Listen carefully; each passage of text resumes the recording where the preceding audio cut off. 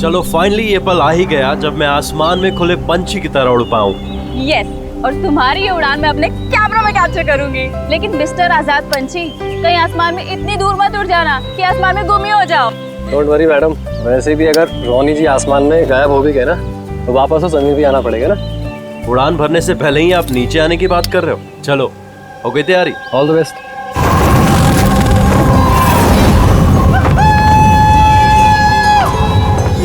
This is so much fun! Oh my God! Woohoo! Yes, come on, keep going, keep going.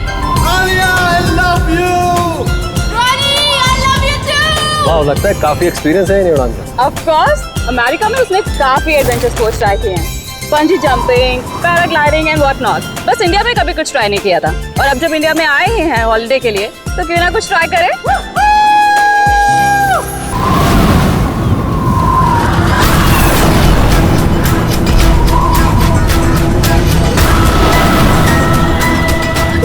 Ronnie को कुछ हो गया। Johnny को कुछ हो गया, देखो।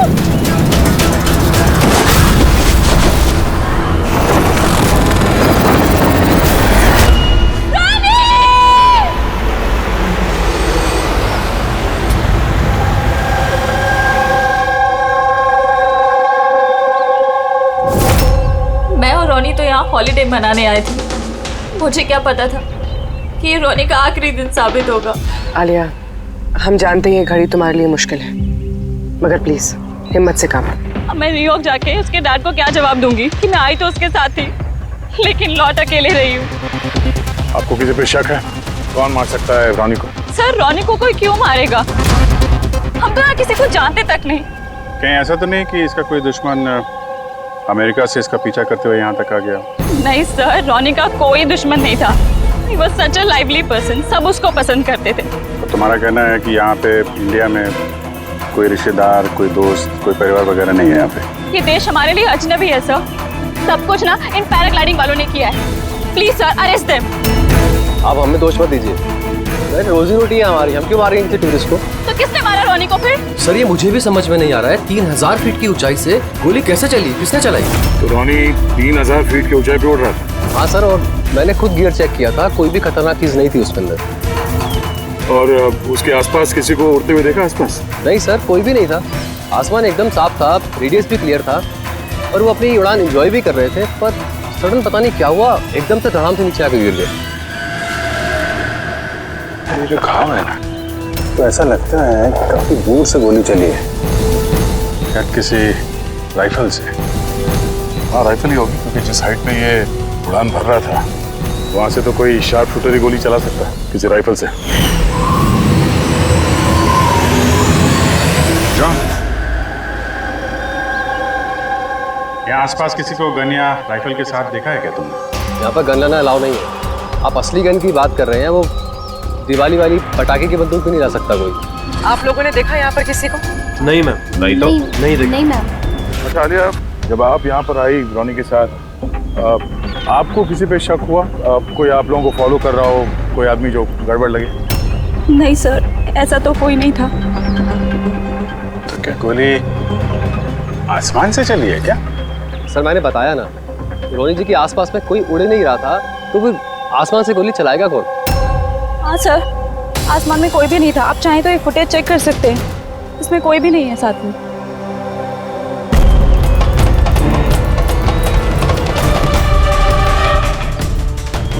फुटेज में तो रॉनी के आसपास दूर दूर तक कोई दिख नहीं रहा है। सर, जमीन से नीचे से ऊपर किसी ने गोली नहीं चलाई। ये कह रहे हैं कि जब वो ऊपर उड़ा था तो कोई उसके आसपास नहीं था, तो ऊपर से भी गोली नहीं चला सकता। ये बताइए, ये गोली चली तो चली कहाँ से और किसने चलाई? कमाल है यार, इसका कोई दुश्मन नहीं है, तो फिर इसको मारने के लिए इतनी प्लानिंग कौन करेगा? एक टेढ़ा केस लग रहा है। तो किसी टेढ़े आदमी को भेज देते हैं, टेढ़े सबूत, शायद उसे कुछ पता चल जाए।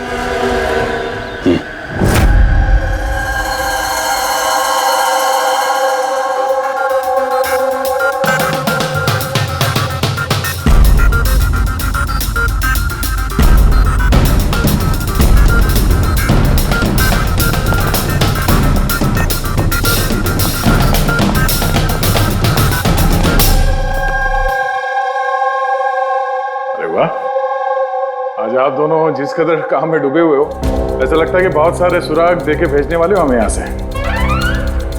बहुत सारे सुराग? हाँ, और अगर एक भी नहीं मिला तो? सीधे सीधे बता ना, कोई सबूत मिला ही नहीं है, कोई सुराग ही नहीं मिला तुझे। सर उस गोली के बारे में कुछ पता नहीं चला? इतना पता चला है कि भाई ऊपर से किसी यूएफओ ने गोली चलाई हो। यार सालों के क्या बच्चों जैसे यूएफओ की बातें करते हो, और ये क्या है ये बता, हमें समझाने के लिए किया है क्या? हाँ बता। ये देखो बॉस, रॉनी ग्राउंड से 3000 फीट की ऊंचाई पर उड़ान भर रहा था और गोली लगी है उसे इससे भी ऊपर से, लगभग 1000 फीट की ऊंचाई से, और ये गोली 60 डिग्री के एंगल से लगी है उसे। मुझे तो सोच सोच के चक्कर आ रहे हैं। आसमान में ऊपर से कौन गोली चला सकता है रोनी पे, और वो भी कैसे? अभी ठहर जा, और चक्कर आएगा। बॉस, ये गोली लगभग 3 किलोमीटर की दूरी से चली है ना, बड़ी अजीब बात है। गोली 3 किलोमीटर की दूरी से चलती है, 60 डिग्री में आती है, रॉनी के गले में घुस जाती है टेढ़ी। मतलब राइफल भी इस्तेमाल की है, बड़ी पावरफुल। बिल्कुल बॉस, राइफल भी पावरफुल है और गोली चलाने वाला भी पक्का निशानेबाज। इतनी ऊंचाई पर हवा बहुत तेजी से बहती है और टेम्परेचर भी ऊपर नीचे होता रहता है, फिर भी उसका निशाना चूका नहीं, एकदम अचूक पॉइंट पे लगा। तो गोली चलाने वाला भी मंजावा खिलाड़ी है सर, एक शार्प शूटर। बिल्कुल, और ऐसे शार्प शूटर आसानी से तो मिलते नहीं जो ऐसा कारनामा कर जाए। लेकिन सर हमने सारे वीडियोस देख डाले। जब रॉनी आसमान में था तो उसके आसपास ना तो कोई चॉपर था ना पैराशूट, आसमान एकदम साफ था सर। वही तो समझ में नहीं आ रहा है कि ये किलर, ये गोली चलाने वाला था कहाँ पर, जबकि सारा आसमान साफ था, या बादलों में छुप कर बैठा था। और सर वो गोली से क्या पता चला है? कुछ नहीं मिला पूर्वी। मैंने बैलिस्टिक डिपार्टमेंट का पूरा डेटाबेस चेक किया, ऐसी गोली का तो कोई रिकॉर्ड ही नहीं है। सर ये गोली जरूर कस्टम मेड बनवाई गई है। हाँ, अपने हिसाब से बना ली गोली, एक ऐसी गोली जो 3 किलोमीटर से चलती है और बिल्कुल निशाने पे लगती है। और सर अगर ये गोली इतनी जबरदस्त है तो इसकी राइफल भी काफी स्पेशल होगी। हाँ, एक काम करते हैं, ये गोली फायर आर्म्स विंग और बैलिस्टिक डिपार्टमेंट में भेजते हैं, देखते हैं क्या रिपोर्ट आती है।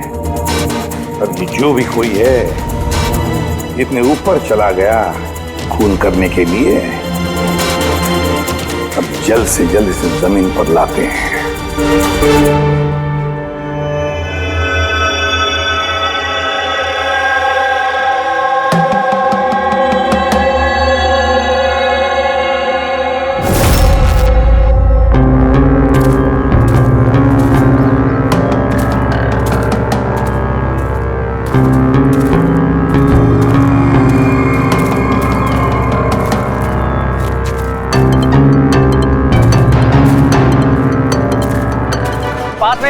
We can do it। यार गुरु, अब और नहीं चढ़ सकता, बहुत थक चुका हूँ मैं। बस नवीन, ज्यादा दूर नहीं है, 3000 फीट चढ़ चुके हैं, पास ही में। We can do it, come on।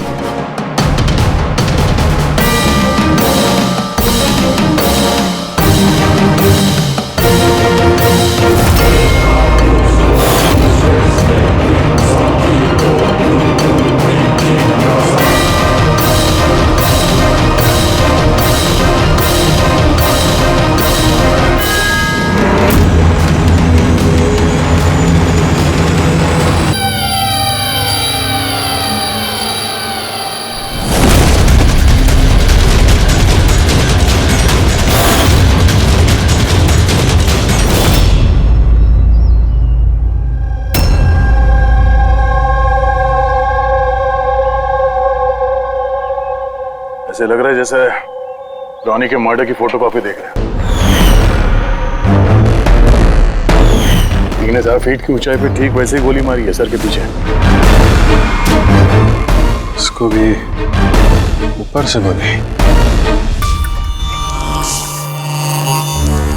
क्या आप लोग जब ट्रैकिंग कर रहे थे तो ये हितेन के पीछे भी कोई था क्या? नहीं सर, हितेन ही सबसे पीछे था सर। सर ये देखिए फुटेज। सर ये वही जगह है जहाँ पे ये सब कुछ हुआ। कमाल है। पीछे तो सिर्फ खुला आसमान है, ऐसी कोई जगह दिख ही नहीं रही जहां से गोली चलाई जा सके। तो इसे गोली कहां से लगी? दोनों केसेस में पता नहीं चल रहा है कि गोली चली कहां से है। सर एकदम सही कह रहे, आसमान से कोई कौवा या कबूतर थोड़ी गोली चलाएगा। ये गोली चली तो चली कहां से? और ये दोनों गोलियां 24 घंटे के अंदर अंदर चली। मुझे लगता है इन दोनों केसेस का आपस में कोई ना कोई कनेक्शन तो है। तो ये हितेन काम क्या करता था? सर वो कॉलेज स्टूडेंट था सर, मुंबई ग्रेजुएशन करने आया था सर। ट्रैकिंग का बहुत शौक था उसको। अजीत, समझ में नहीं आ रहा कोई एक कॉलेज स्टूडेंट को मारने के लिए इतनी प्लानिंग क्यों करेगा? वही तो, पहले रोनी और अब ये हितेन। इससे पहले कि आसमान से चलने वाली गोली का कोई तीसरा शिकार हो जाए, इस खूनी तक पहुंचना होगा जल्दी से जल्दी। पिछले 24 घंटों में 2 खून हुए हैं, दोनों जवान बच्चे हैं, और दोनों को मारने का तरीका भी क्या हाई प्रोफाइल। सर दोनों की मौत हुई है एडवेंचर स्पोर्ट्स करते हुए, जमीन से हजारों फीट ऊपर मारा है सर। मगर सर सोचने वाली बात है कि खूनी ने ये एडवेंचर स्पोर्ट वाला समय ही क्यों चुना इनको मारने के लिए? वो तो उन्हें कभी भी मार सकता था। इतनी लंबी प्लानिंग 2 बच्चों को मारने के लिए। सिर्फ प्लानिंग ही लंबी नहीं दया, गन भी लंबी। ये ऐसी। ये कौन सी राइफल है सर? ये है TX-65, रशियन गन है बॉस, लॉन्ग रेंज। ऐसी ही गन से मारा गया हो। सालुंके साहब, क्या इस गन से 3 किलोमीटर दूर निशाना लगाया जा सकता है? हाँ रेडी। शूटिंग रेंज में ट्राई करके देख लिया है, इसकी रेंज 3 किलोमीटर से ऊपर ही है। ऐसी गन तो आर्मी वालों के पास या फिर आतंकवादियों के पास ही मिलेगी। बिल्कुल बॉस, और इसीलिए मुझे लगता है कि ये सिर्फ मर्डर का मामला नहीं है, कोई बहुत बड़ा गुनाह होने वाला है, लार्ज स्केल पर। दया सर, काम करो, दिल्ली में जाओ इंडियन इंटेलिजेंस विंग में और पता लगाओ कि ये ऐसी गन किसके हाथ लगी थी और कैसे।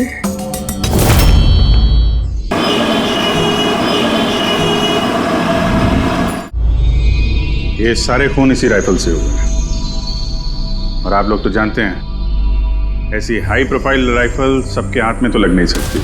आप बिल्कुल सही कह रहे हैं सर, और गौर करने की बात तो ये है सर कि ये राइफल कोई खरीदना भी चाहे तो खरीद नहीं सकता। ये 1 या 2 पीस नहीं बिकती, पूरा का पूरा अलॉटमेंट होता है। तो पिछले कुछ सालों में जो आतंकवादी हमले हुए हैं उसमें ये इस तरह के राइफल इस्तेमाल हुए थे? जी हाँ। तो आपको किसी आतंकवादी गिरोह पे शक है? जी हाँ, अगर हमारा अंदाजा सही है तो हम जानते हैं कि इसके पीछे किसका हाथ है। कौन? इलवारे जिले में कुछ समय पहले हमारी आर्मी ने बहुत सारे हथियार जब्त किए थे। उन हथियारों में ये वाली राइफल भी। हाँ प्रताप सर, सारे आतंकवादी मारे, उनमें से एक आतंकवादी बचकर निकल गया और हमने उनके सारे हथियार जब्त कर लिए। Well done Pratap sir. और जो आतंकवादी भागकर गया है उसके बारे में सारे पोस्ट को अलर्ट कर दो। तो ये काम उस आतंकवादी का हो सकता है जो बचकर निकल गया था वहां से? जी हाँ, और हमारी इंफॉर्मेशन के मुताबिक ये आतंकवादी गिरोह जल्दी ही कुछ बड़ा करने वाला है। शायद ये उसी की शुरुआत हो। ये दोनों जुर्म कोई मामूली खून नहीं है, ये जरूर कोई बड़ी साजिश है, बड़ी साजिश, आतंकवादी हमले की साजिश। हाँ सर, और इस हमले को रोकने के लिए पहले इन आसमान से चलने वाली गोलियों का राज का पता लगाना पड़ेगा सर। और इस राज का पता करने के लिए हमें सबसे पहले ये पता करना पड़ेगा सर कि आतंकवादी रोनी और हितेन जैसे आम आदमी की हत्या क्यों की। वैसे क्या कॉमन है इन दोनों खून में? सर, दोनों मर्डर हवा में हुए, दोनों बार गोलियां ऊपर से चली, हाई प्रोफाइल राइफल से। किसी प्रोफेशनल शार्प शूटर का काम है सर ये। और सर, इन दोनों केसेस में कोई वैंटेज पॉइंट नहीं है, कोई ऐसी जगह नहीं है जहां पे बैठ के खूनी इन दोनों पे गोली चला सकता है। वैंटेज पॉइंट, वैंटेज पॉइंट, कहीं यही तो वजह नहीं हो सकती है? तो आप कहना चाह रहे हैं सर कि खूनी के पास कोई जगह नहीं थी बैठ के गोली चलाने की, और उसे ये पक्का करना था कि उसका टारगेट छूटे ना, उससे कोई चूक ना हो, इसलिए वो इन दोनों पे प्रैक्टिस कर रहा था। Exactly Abhijit, exactly. वो निशानेबाजी की प्रैक्टिस कर रहा था। मतलब सर उसका असली टारगेट कोई और है? सर अगर कोई वेंटेज पॉइंट था ही नहीं तो फिर वो हवा में गोलियां कहां से चला रहा था? पंकज, तुम्हारे सवाल का जवाब तुम्हारे सवाल में ही है। ये बताओ कि मेरा मतलब है इंसान हवा में कैसे उड़ता है बिना पंखों के? सर एरोप्लेन से या फिर हेलीकॉप्टर से। बस तुम्हारा जवाब मिल गया। लेकिन सर वहाँ क्राइम सीन पे ऊपर आसमान में कोई चॉपर तो उड़ नहीं रहा था, ना ही कोई केबल कार थी वहां पे। दया कुछ और होगा, कुछ और होगा। अभिजीत, मैप निकालो। वहां उस पैराग्लाइडिंग और माउंटेनियरिंग कैंप के आसपास देखो। मेरा मतलब है ऐसा कुछ है क्या जहां से आदमी हवा में उड़ सके? जंगल है और हाँ, ये 2 हॉट एयर बैलून रेंजेस भी हैं। सर देखो, जहां पर खून है उसके आसपास कितने रेडियस में है ये? सर ये दोनों 60 किलोमीटर के रेडियस में। एक बात तो पक्की हो गई, खूनी वहां पर उस हॉट एयर बलून में बैठा था और वहीं से उसने गोली चलाई 3 किलोमीटर की दूरी पे। सर अगर किसी को हॉट एयर बलून की सवारी करनी है तो पहले से बुकिंग करनी पड़ती है, कोई ऐसे ही नहीं जा सकता। कोई बात नहीं, तो वहां उस हॉट एयर बलून रेंज के ऑफिस में जाकर पता लगा कि ऐसा कौन सा टूरिस्ट था जिसने उन 2 दिनों में दोनों हॉट एयर बलून में सवारी की थी।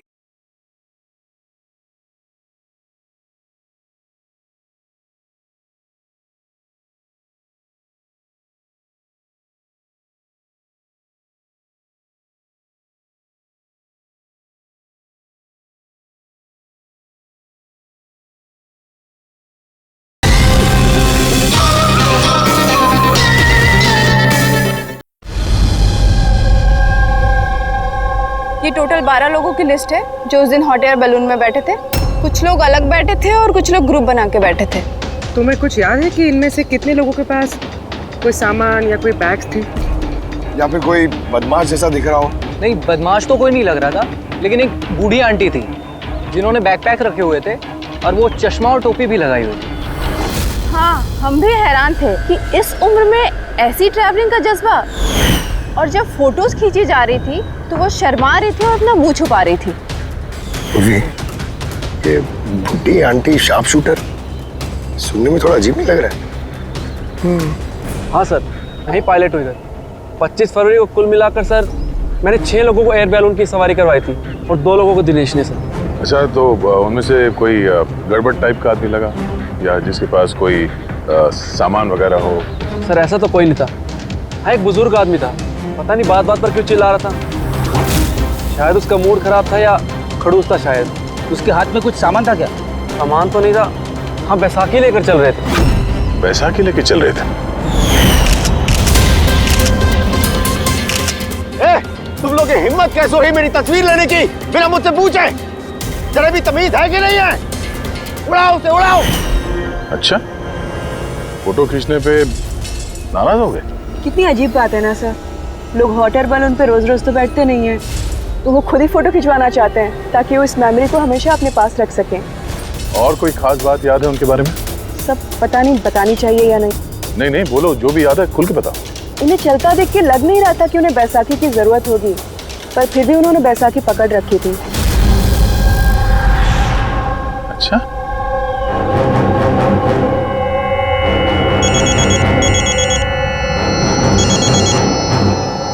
हाँ सर।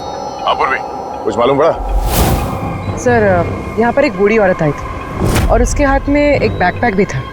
और हाँ, फोटो खिंचवाने से भी ऐतराज कर रहे थे। अच्छा, यहाँ भी एक बूढ़ा आदमी आया था हॉट एयर बलून में बैसाखी लेके, और उसे भी फोटो खिंचवाने से परहेज था। सर कहीं ये बूढ़ा आदमी और ये बूढ़ी औरत एक ही इंसान तो नहीं है? एग्जैक्टली, वही शार्प शूटर। उसके बैग में और इसके बैसाखी में वो राइफल था जिससे ये खून हुए। और सर दोनों दिन ये ऊपर अकेला ही गया होगा, क्योंकि अगर किसी और टूरिस्ट के साथ जाता तो फिर राइफल सेट करने में और निशाना साधने में काफी मुश्किल हो जाते। नहीं पूरी, मुझे लगता है वो अकेला तो नहीं गया होगा। मतलब हॉट एयर बलून चलाना और साथ में ये राइफल भी चलाना, दोनों काम एक साथ करना जरा मुश्किल है। इस हॉट एयर बलून का पायलट भी होगा साथ में। मतलब सर इस जुर्म में पायलट भी मिले हुए हैं? यस। एक काम करो, उस पायलट को पकड़ो जल्दी। उस दिन उस बूढ़ी औरत को ऊपर बलून में कौन ले गया था? पायलट कौन था? संजीव था।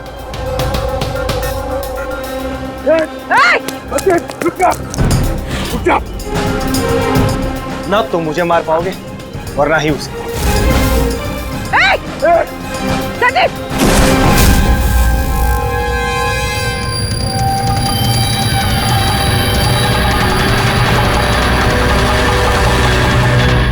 ये तो अपनी जान देने के लिए तैयार था।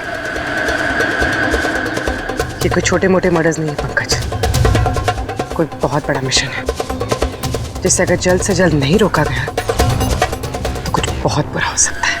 अच्छा गीता, 24 फरवरी को जो आदमी ग्रुप में नहीं जाना चाहता था, अकेले जाना चाहता था, उसका पायलट कौन था? कौन लेकर? सोलो ट्रैवलर को तो दिनेश लेकर गया था। कमाल है दिनेश, इतनी देर से चुप बैठे हो, कुछ बोल ही नहीं रहे हो। तुम लोग मुझे पकड़ नहीं पाओगे।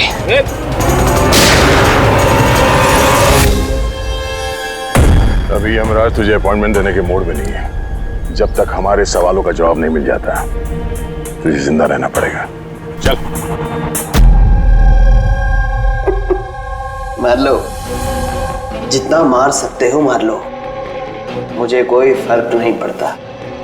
वैसे भी तुम्हारे इन कानून के कमजोर थप्पड़ों में इतनी ताकत नहीं है कि मेरे जुर्म की मजबूत हड्डियों को गला सके। मुझे तुम्हारे साथ जोर जबरदस्ती करना होता तो उसके लिए तो 2 मिनट का काम है हमारे लिए, पर बाद में ख्याल आता है तुम्हारे परिवार का, तुम्हारी बहन। अगले महीने उसकी शादी है ना? कैसा लगेगा उसे कि उसकी शादी हो रही है और शादी के वक्त उसका भाई इस दुनिया में नहीं है? हाँ? और तुम्हारी माँ हर महीने खर्चे के लिए पैसे भेजती हो ना, तुम्हारे जाने के बाद कौन ख्याल रखेगा उसका? कभी सोचा इसके बारे में? हाँ? नहीं? चलो, अब भी मौका है, सरकारी गवाह बन जाओ। वादा करते हैं तुम्हारे जेल जाने के बाद तुम्हारी माँ का ख्याल हम रखेंगे। सच? मतलब पूरा ख्याल रखोगे?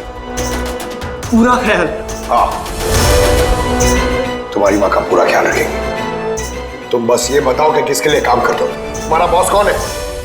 बता दो, पक्का बता दो? हाँ बताओ। मैं जिसके लिए काम करता हूं ना, मेरा बॉस है सर, उसका नाम है एसीपी प्रद्युम्न।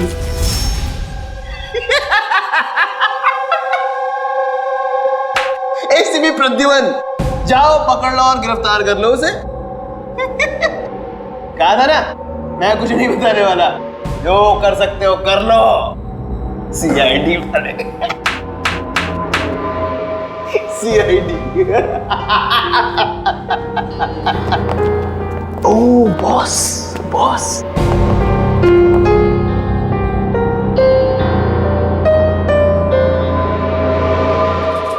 कोई बात नहीं, कुछ मत बताना। अब हम ना तुमसे कुछ पूछेंगे, कुछ बताने के लिए तुम पर जोर जबरदस्ती करेंगे, कुछ नहीं, सिर्फ एक करेंगे, हम तुम्हें सोने नहीं देंगे। सोने नहीं देंगे? वैसे भी मैं अगर जागता रहा तो मैं कुछ बताने नहीं वाला हूं आप लोगों को। कोई जरूरत नहीं, कुछ मत बताओ, पर सोने नहीं देंगे तुम्हें। ओके? यार दया, मैंने तो सुना है कि आदमी खाने पीने के बगैर तो काफी दिनों तक सरवाइव कर सकता है, लेकिन सोए भी ना, कितना तड़पेगा ये बेचारा। बड़ी बुरी मौत मरेगा, मुझसे तो देखा नहीं जाएगा।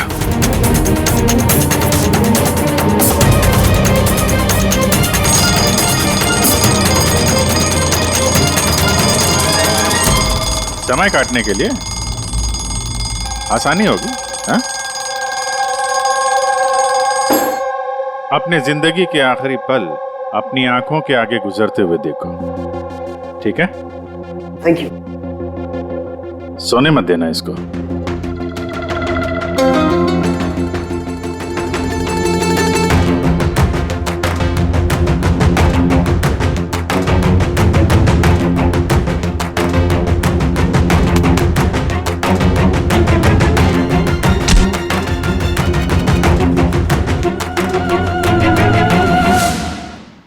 Ready sir. अरे कहाँ हो यार?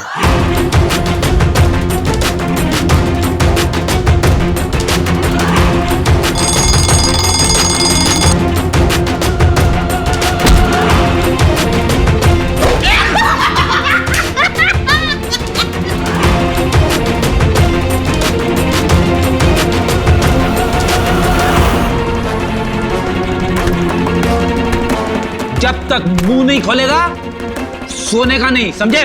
5 मिनट में नहीं। नहीं 1 मिनट। 1 मिनट तो सोने दो। 1 सेकंड। सोऊंगा नहीं। नहीं सोऊंगा बिल्कुल नहीं, बिल्कुल नहीं सोऊंगा।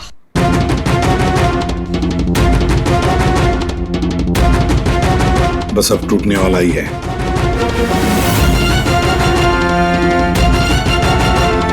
सब बकना शुरू कर देगा अभी।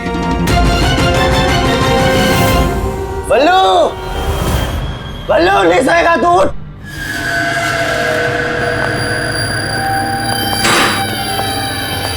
क्या सोना चाहता है? तो सोने देंगे ना भाई, क्या प्रॉब्लम है? चलो हम सोने देंगे तुम्हें। खाली ये बताओ कि तुम्हारे गिरोह का प्लान क्या है? हाँ बता दो। मेरा नाम दिनेश नहीं है। मेरा नाम मेरा नाम बल्लू है, दिनेश नहीं है मेरा नाम। और मुझे स्पेशली इसी मिशन के लिए तैयार किया गया था। और जो 2 मर्डर हुए थे ना, वो प्रैक्टिस थी। हमारा असली मिशन है उसको मारना। और क्या नाम है उसका? Steve Mulder. स्टीव मल्डर, वो इंटरनेशनल पीस मीडिएटर, शांति दूत जो हमारे देश आया है, दुश्मन देशों के बीचों शांति का करार करवाता है, आतंकवाद बंद करने के लिए। किसी भी हम नहीं चाहते कि आतंकवाद कभी रुके। और स्टीव मल्डर तो मरेगा, तुम लोग कुछ नहीं कर सकते। और तो कर भी लोगे ना, उसको बचा भी लिया ना, और स्टीव मल्डर को खत्म कर देंगे हम। हमारा जो शार्प शूटर है ना, एकदम रेडी। कहाँ मारने वाले हैं और कब? बोल। वो जब कॉन्फ्रेंस में भाषण दे रहा होगा ना, वो सबसे सही वही सबसे सही समय होगा, क्योंकि उस समय उसके आसपास सिक्योरिटी वाले नहीं होंगे। और जो कॉन्फ्रेंस है ना, ये बिल्डिंग की छत पे है, तो हॉट एयर बैलून पे हमारा शार्प शूटर जाएगा, वही गोली मारेगा। कॉन्फ्रेंस 1 घंटे में चालू होने वाला है, अभी जल्द से जल्द पहुंचना होगा। अरे तुम लोग कितनी कोशिश कर लो, नहीं बचा पाओगे उसे। और हाँ, अगर तुम लोगों ने बचा भी दिया ना, तो हम दोबारा प्लान बनाएंगे, दोबारा मार देंगे। कौन मारेगा? कैसा दिखता है वो? अरे मैंने उसकी शक्ल नहीं देखी अभी तक। जब भी आता है भेष बदल के आता है। तुम लोग क्या उसमें पकड़ोगे? हॉस्पिटल ले जाओ जल्दी। सर, क्या हम हॉट एयर बलून रुकवा नहीं सकते जब तक ये कॉन्फ्रेंस पूरी न हो जाए? नहीं फ्रेडी, ये हॉट एयर बलून हम नहीं रुकवाएंगे। अगर आज रोक दिए तो कल दूसरा प्लान करेंगे। आज का प्लान हमें पता है, हम आज ही भिड़ेंगे इनसे।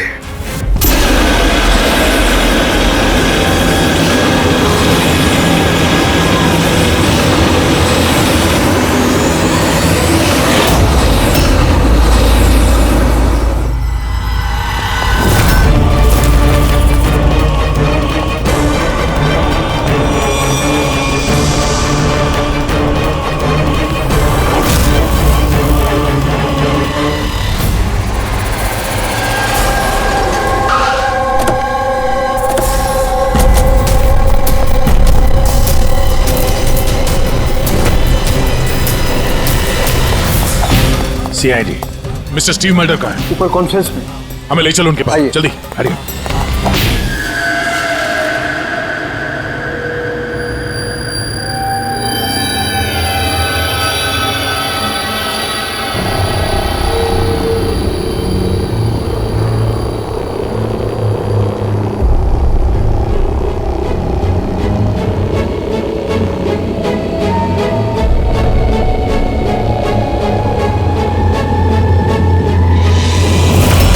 सर यहाँ पे 4 बलून है, 2 हवा में है और 2 रेडी हो रहे हैं उड़ने के लिए। मेरे सामने जो बलून है सर, उसमें एक कपल है और वो लड़के के पास एक बैकपैक है। नजर रखो उन पे, कौन कौन आ रहा है, कौन कौन जा रहा है, सब पे ध्यान रखना। ओके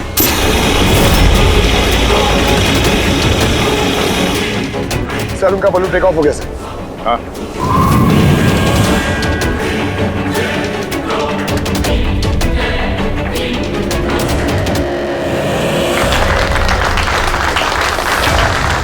इस दुनिया में टेररिज्म क्यों है, ये क्वेश्चन बहुत जरूरी है। और ये टेररिज्म तभी स्टॉप हो सकते हैं जब सभी देश भाई भाई की तरह साथ रहें।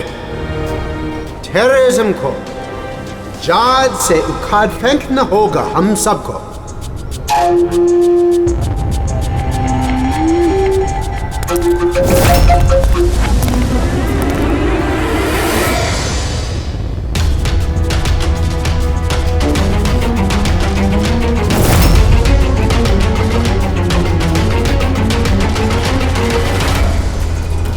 तो म्यूजिशियन है, उड़ने की तैयारी में है।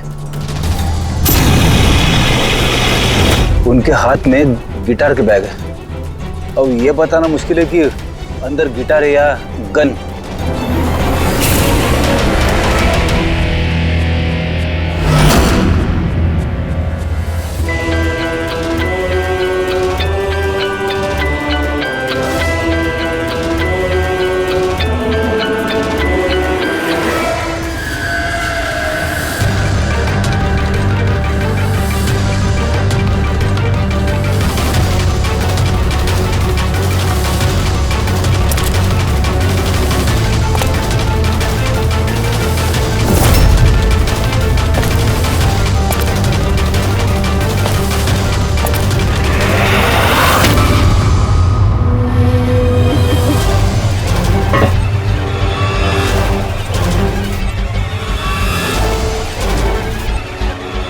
सर और एक आदमी आया है, उसके पास एक बैकपैक और एक क्रच है। वेट करते हैं।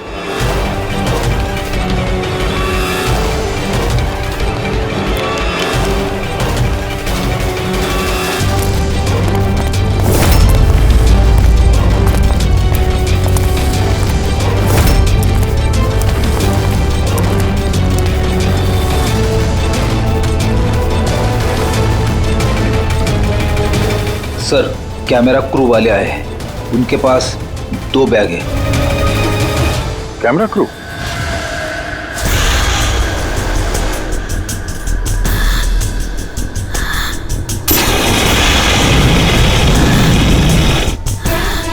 उन्हें नजरों से ओझल होने मत देना, नजर रखो उन पे।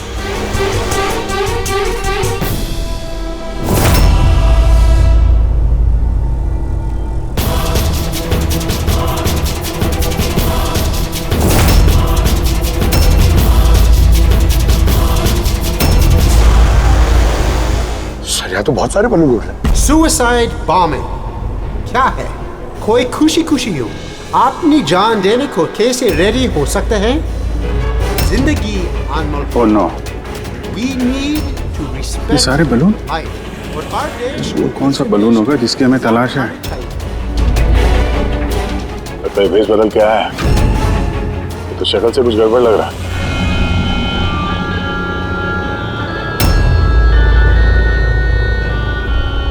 क्या वो गिटार वाले पे नजर रखो। अपनी गलतियों से सीखना चाहिए हमें, ताकि World War I और World War II जैसे ये तो गिटार है, चल क्या रहा है ये? ऊपर जाके ये लोग म्यूजिक बजाने वाले हैं क्या? बाकी तो सारे बलून्स निकल गए, एक रह गया। मतलब सर इस बलून में हमारा sharp shooter. Wait and watch.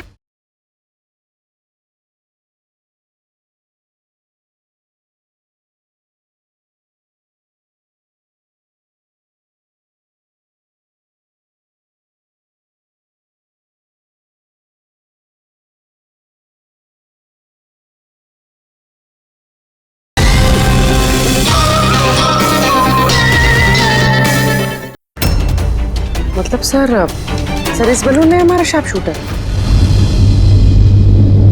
ये अपनी जगह से हिल रहा है। Camera crew. सर ये कहाँ गायब हो गया?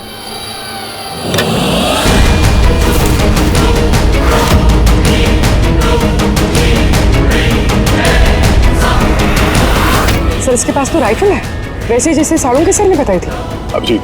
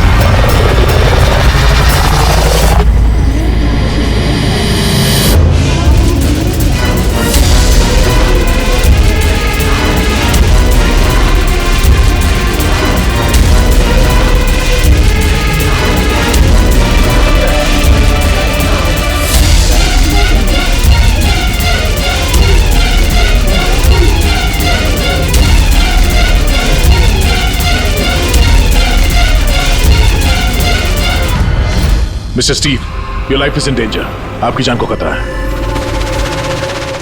आप क्या करें? We have a plan. Thank you CID. अगर आप लोग आज सुबह वक्त पे नहीं आते, मैं जिंदा नहीं होता। देखिए मिस्टर स्टीव, खतरा अभी गया नहीं है। अभी खूनी पकड़ा नहीं गया है, इसलिए बीच से हैं, be careful. Okay Freddy, Pankaj, उस बलून पे नजर रखना, आंखों से ओझल होने मत देना। हाँ सर, हम लोग बलून को ट्रैक कर रहे हैं।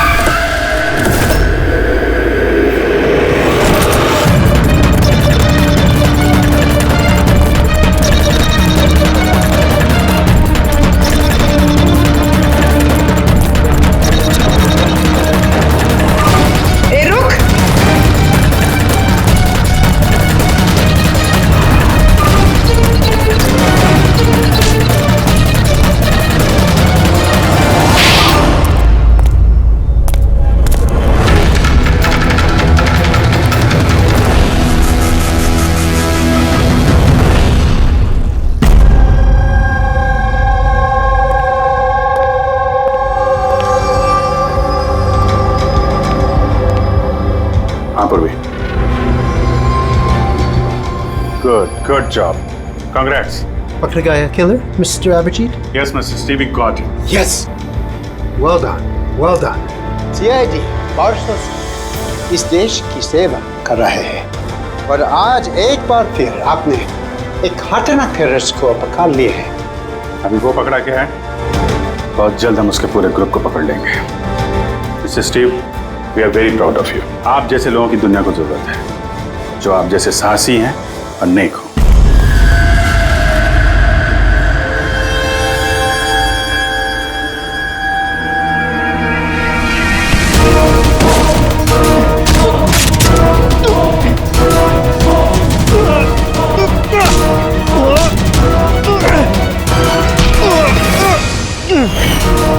तो तुमने भेस बदलकर अमी और हितेन का खून किया था।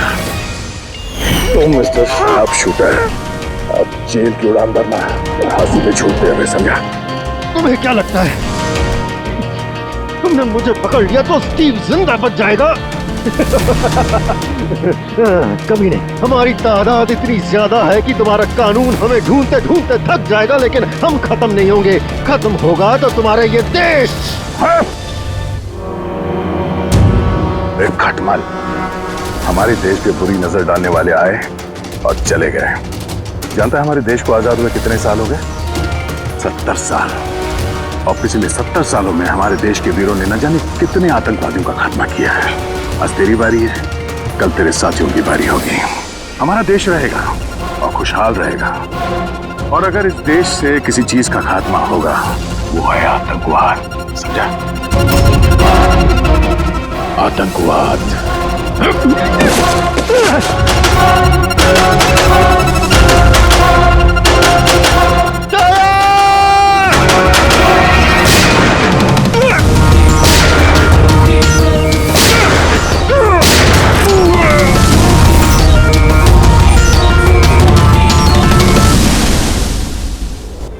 आतंकवादी पीठ पे ही गोली मारोगे? हम लोग यहाँ खाते गोली, यहाँ।